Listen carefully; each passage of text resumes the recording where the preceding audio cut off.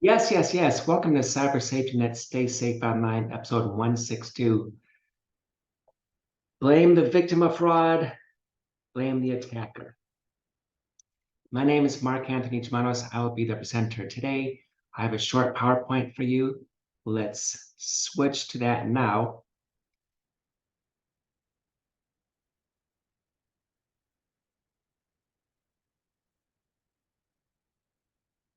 Today's presentation is brought to you by my fourth book, How Hacks Happen.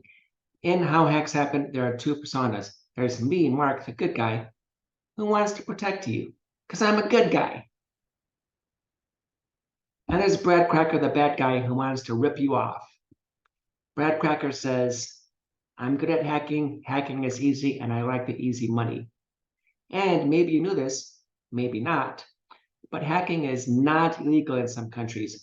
That would include Russia, Iran, and North Korea. The America haters, imagine that. Back in episode 102, I introduced the CIA triad, or the confidentiality, integrity, availability triad. Since we're talking about people getting defrauded, I think we're in the confidentiality domain, because they thought that their passwords and credit card numbers were secure. They are not. I was web surfing yesterday and I came across this invitation. It's for a webinar that's happening next month. We need to rethink fraud in America because sometimes we blame the victims, but maybe we should be blaming the attackers. I signed up. Hope you have a chance to sign up too. Hope this works on your schedule. I have the link at the bottom. You can pause this replay and copy the link. I'll be attending. Here's the slide that I showed at the start. Blame the victim or blame the attacker. Let me present both arguments equally and objectively. Let's start with blame the victim, because what happens with the victim and why, or I should say, contributing factors to them becoming victimized would be that they reuse passwords. They use the same username and password over and over and over. And when one of their business partners gets hacked and somebody learns a user's username and password, they try that at different websites and surprise, it works. So reusing passwords, it's dangerous. Number two is negligent patching. The primary software that you use, be it Apple or Microsoft Windows, it's updated often by the publisher. You get free updates from Apple, you get free updates from Microsoft. If you're using an Adobe product, you get free updates from Adobe. You get free updates from other manufacturers too. Yet sometimes people say, I'm just not going to do the update now. Well, if you're running old software, if your software is 8 months old, 12 months old, 18 months old, then hackers will have found vulnerabilities. And when they find you, then they rip you off.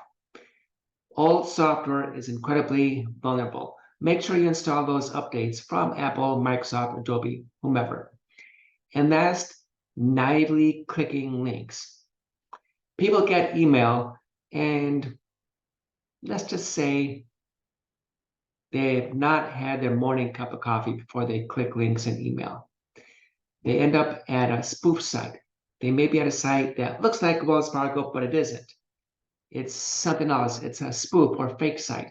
And they type in their Wells Fargo username and password. Then they try again. Well, what happens is that person who's working behind the scenes at the fake or spoof website just recorded their Wells Fargo username and password. Then they can go in and drain your account. And it all happened because somebody who had not yet had their morning coffee clicked a link they should not have clicked. That is why I would blame the victim of fraud. Now let's look at the opposite end. And that would be blame the attacker. Attackers are doing criminal activity. Hacking is criminal in the United States, not in some other countries, but here it is criminal. Hackers should go to prison. Sometimes they prey on seniors. And I think the reason for that is seniors are overly trusting. When I say seniors, I'm talking about people over age 65. They didn't grow up with computers. Instead, computers just kind of entered their lives when they were in their 40s or 50s. They're more gullible, they're more vulnerable, and they're more trusting. I think that's why a lot of attackers prey on senior citizens.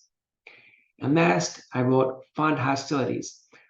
A lot of organizations that hack and then get credit card numbers or access to checking accounts and bank accounts use that money for illegal activities. Could be for human sex trade, could be for gun trade, could be for terrorism. A lot of bad people out there. They view hacking as a profit center to help them fund their hostile activities and agendas. It's a cruel world out there. We are done. I know your time is valuable. I know there are other places you could have been, but you chose to be here. You chose to listen to me, Mark Anthony Germanos, tell you that you have to be careful when you're online. And when you hear about people getting hacked or defrauded, maybe blame the attacker, maybe blame the victim, maybe blame both. Nobody is completely innocent. Thank you for watching. Good day, everybody.